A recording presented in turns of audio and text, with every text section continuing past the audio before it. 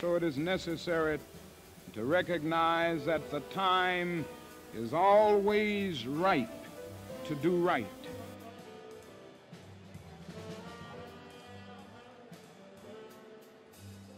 Essentially what Martin Luther King was aiming for was a unified nation.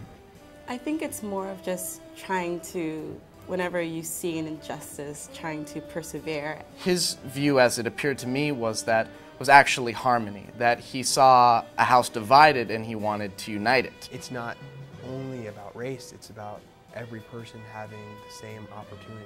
It's about co-creating a beloved community. Justice and equality for all people, no matter what color. It's not only the expressing of the dream, you know, that King did. He went out there and he was doing it. It's that sense of accountability and what are your actions and how are you being understanding or how are you being your own change agent that I think we really get from Martin Luther King. But God is interested in the freedom of the whole human race and the creation of a society where all men will live together as brothers and every man will respect the dignity and the worth of human personality. A lot of our programming and efforts are directed towards cross-community collaboration.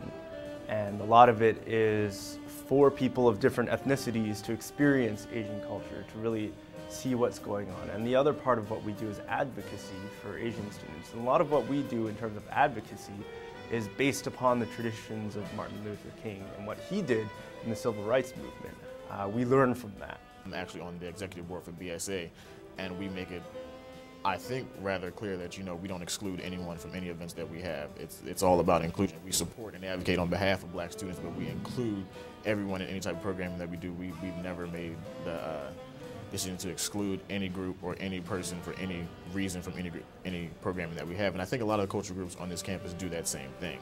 I guess one of my major goals here at Duke is to, advocate for my community, either, the graduate professional students, being a minority, being a woman. Each day you face, different trouble, and you have to sit there and be like, what's really the basis of my issue or my problem that's happening? It's very important to see it all. And I make sure that I'm involved in the black community, of course. I like to chill with my friends, go to those parties and all that stuff, as well as, BSA events. But I also need to be involved in, I'm a CAT. I am part of America Reads. I taught at Walltown. Getting out in Duke Investment Club, National Network for Future Executives, those different things where you can see all type of students is very important. I realize that if we are to solve this problem ultimately, men and women must be obedient not merely to that which can be enforced by the law, but they must rise to the majestic heights of being obedient to the unenforceable. Generally, the thing about youth is that we tend to have energy, we tend to have less responsibilities, so we're less locked in by various interests. At the same time, I think there's a strong tendency towards apathy, which, and that's an issue faced by every single group on campus.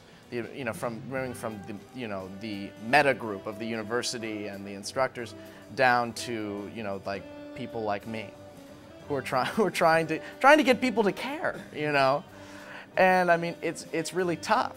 It's just difficult because I think there's a large portion of the student body who, maybe they're not involved in sort of a leadership capacity or something, and it then becomes more difficult for them to justify taking time out of whatever else they're doing. And I think you have to generate a sort of culture of recognizing that we're in the real world, that there is the capacity to make an impact, basically, at the university on a sort of student political level. Now, I don't have to spend a great deal of time on this point. We only need to turn on our televisions or open our newspapers and look around in our communities. And we can see in vivid, glaring, pathetic, ominous terms that we still have a long, long way to go.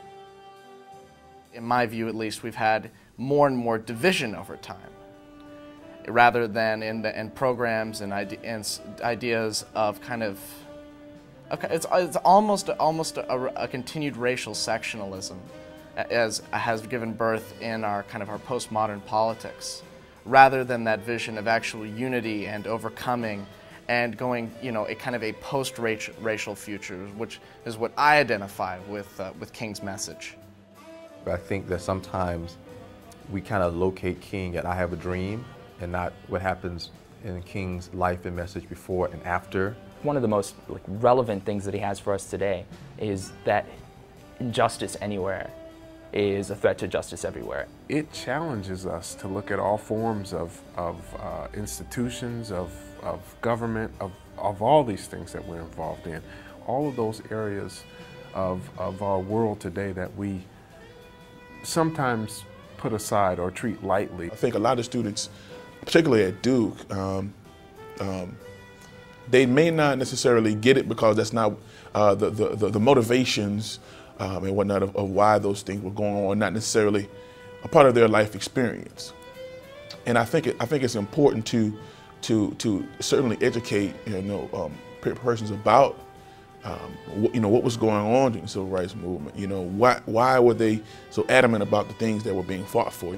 And I think instances such as the Gina 6, as well as other instances that come to bear on other college campuses, are important indicators of what actually can happen if we fall asleep and don't bring to light and don't advocate on behalf of people that are being discriminated against even hundreds, thousands of miles away. Martin Luther King's message towards the youth is very applicable today, especially in the case of Duke Students for Burma, because in addition to the fact that we have students leading the demonstrations here at the United States, in Burma itself, it's the youth who are leading the organizations, the demonstrations, the protests.